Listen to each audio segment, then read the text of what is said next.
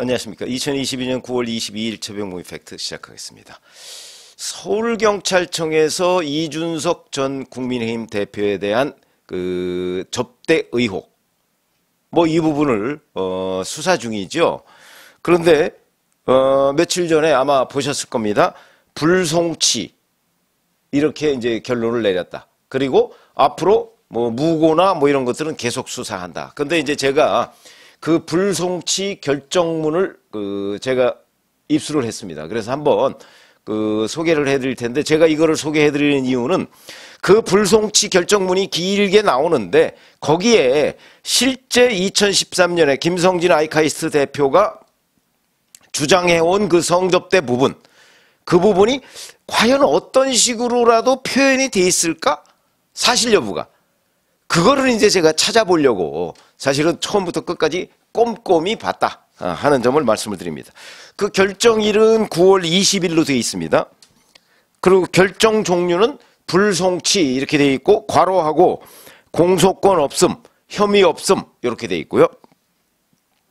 죄명 이렇게 되어 있는데, 죄명이라는 거는 혐의를 얘기합니다. 두 가지더군요. 특정범죄 가중처벌 등에 관한 법률 위반, 괄호하고 알선수재 이렇게 되어 있고요.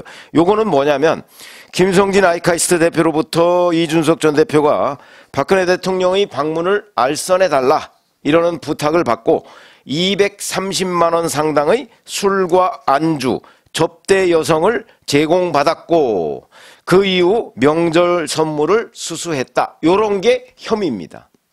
그 다음에 또 하나는 정치자금법 위반, 괄호하고 정치자금 부정수수 이렇게 돼 있습니다. 요거는 또 뭐냐면 2013년부터 2015년까지 1,511만 7,500원 상당의 금품 수수를 한 것으로 보이는데 이게 위법하다. 요런 내용입니다. 요게 이제 이준석 전 대표가 받고 있는 혐의 이거고요. 요거에 대해서 이제 경찰이 불송치한 이유를 설명을 해놨습니다.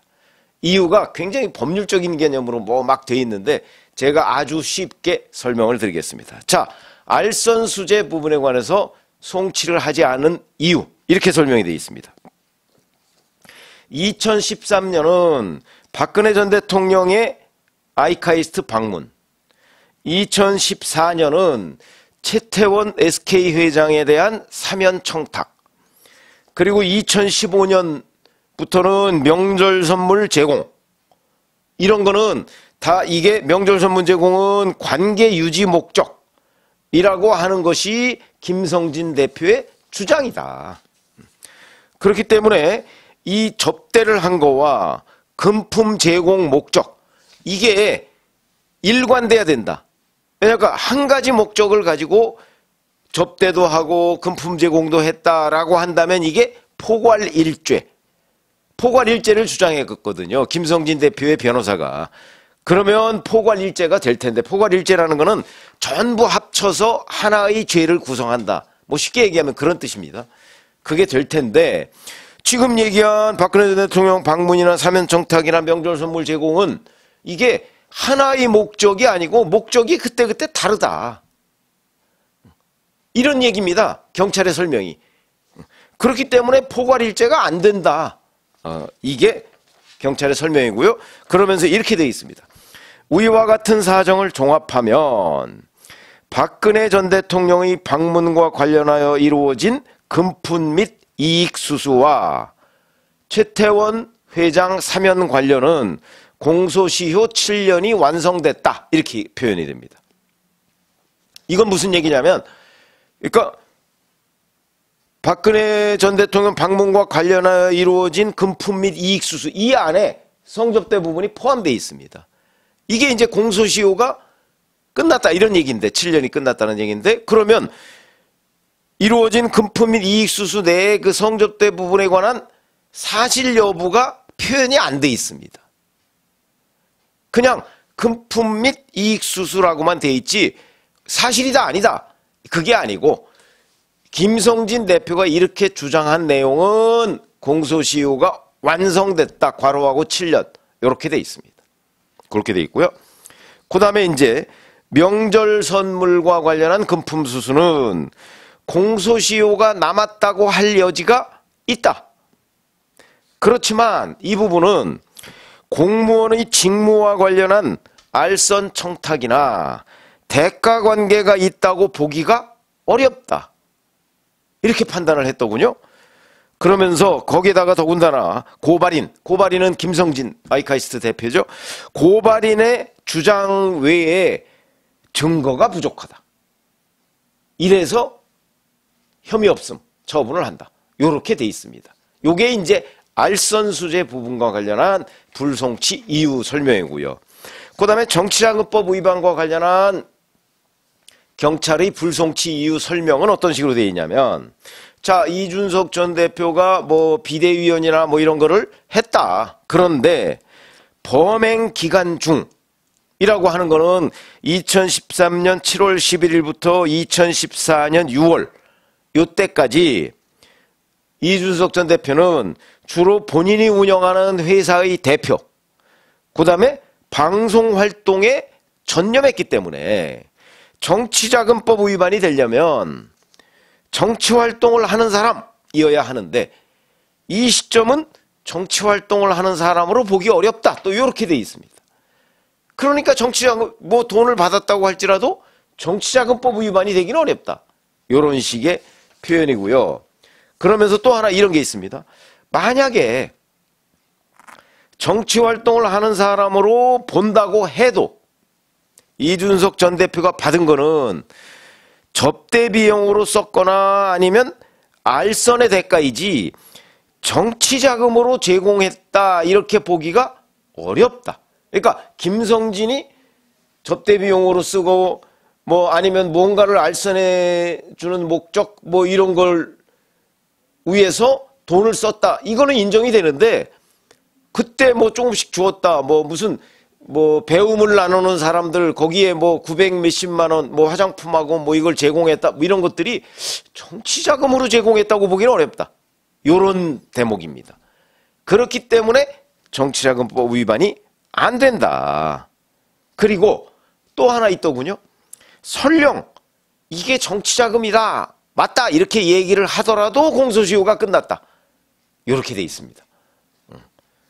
그러니까 이제 두 가지 알선수재, 그러니까 특정범죄가중처벌법상의 알선수재도 안 되고 된다고 하더라도 공소시효가 끝났고 그 다음에 정치자금법 위반도 안 되는데 된다고 하더라도 공소시효가 끝났다. 이렇게 표현이 돼 있고요. 여기에 보면 이제 그 2013년에 성접대를 했다고 주장하는 김성진 대표의 그 의견이 사실이다, 사실이 아니다 이런 것들은 이 그 불송치 이유서에는 나와 있지 않습니다.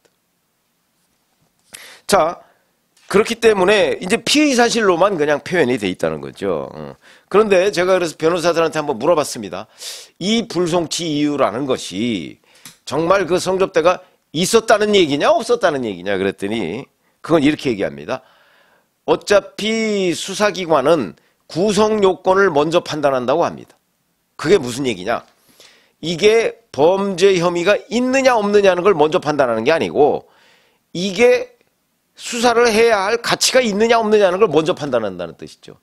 그러니까 공소시효가 끝났으면 굳이 그 공소시효의 출발점이 되는 그 사건에 대해서는 판단을 안 한다는 겁니다. 그러니까 성접대가 있었는지 여부에 대한 판단은 안 한다는 거죠.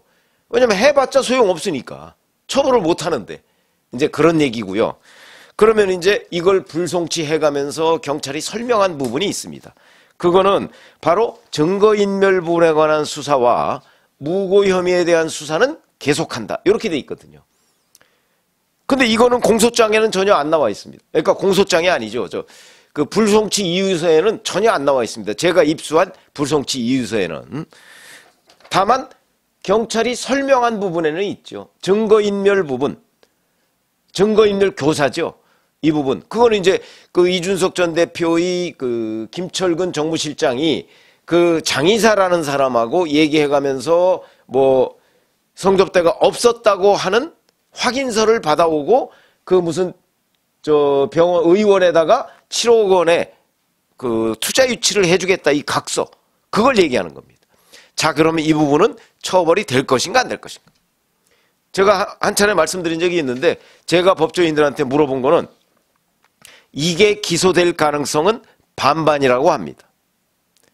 그러니까 그게 기소가 안 될 수도 있고 또 뭐 된다고 주장하는 사람도 있습니다. 그러니까 그거는 이제 조금 더 경찰의 수사 결과를 지켜봐야 되는 대목이고요.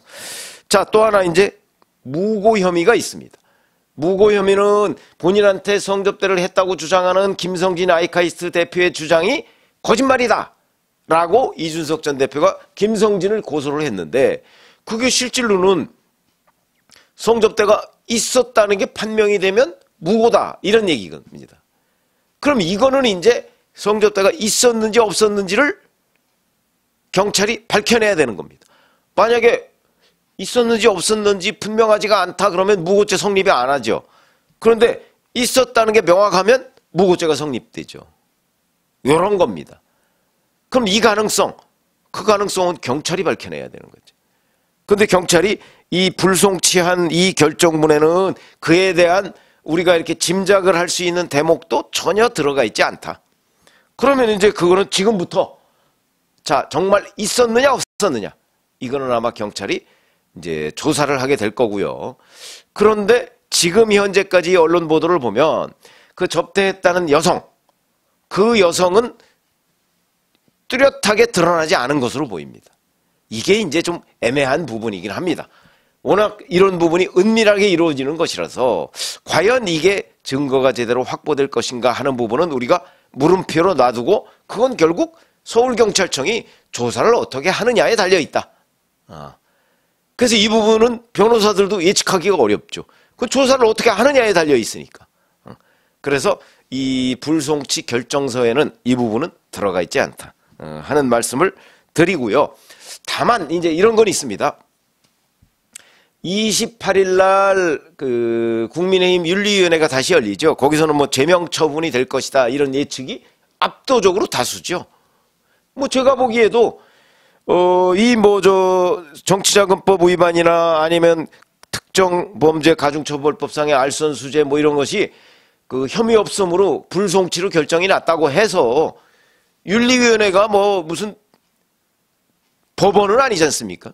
그러니까 그거와 별개로 징계를 할 수 있는 거죠. 충분히 할 수 있습니다. 별개로. 그렇기 때문에 그 징계 결정에는 영향을 미치지 않을 것이다. 저는 그렇게 보고요. 그러면 이제 윤리위원회가 독자적으로 자기들이 봐서 이준석 전 대표가 뭐 신군부에 비유하고 뭐 양두구육, 개고기 어쩌고 저쩌고 이렇게 얘기한 것들이 과연 전직 당대표로서의 품위유지 위반 이거에 해당하느냐 안 하느냐 이것만 결정하면 되는 겁니다. 이런 거는 있을 수 있죠. 그런데 그때까지 경찰이 뭐 무고 혐의에 대한 기소 여부를 판단할지 안 할지 그거는 뭐 저도 잘 모르겠습니다. 예측이 안 되니까.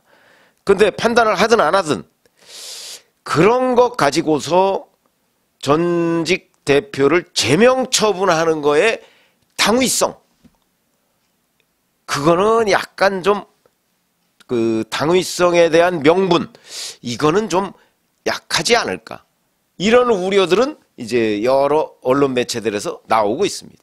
그러나 그렇다고 하더라도 뭐 윤리위가 결정을 하면 그게 뭐 과했느냐 적정했느냐 뭐 이런 논란이 있을 수 있겠죠. 그러나 여하튼 하면은 할 수 있는 겁니다. 그거는 그런 점에서 본다면 제가 이제 그 이준석 전 대표에 대한 서울경찰청의 그 불송치 결정서 이거를 제가 입수해보고 혹시 그 안에 그 2013년 그 부분이 어떤 식으로든 그 판단이 들어가 있는가 그걸 정말 눈에 불을 켜고 찾아봤는데 그 부분은 없더라. 이런 말씀을 드리면서 자 추가로 이제 무고 혐의하고 증거인멸 교사 부분에 관한 경찰청의 수사 이 부분은 뭐 저는 예측을 제가 말씀을 드렸고 실제 경찰이 어떤 결론을 내릴 것인가 하는 부분은 그건 뭐 좀 지켜봐야 되는 대목이죠. 그 말씀을 드렸습니다. 고맙습니다.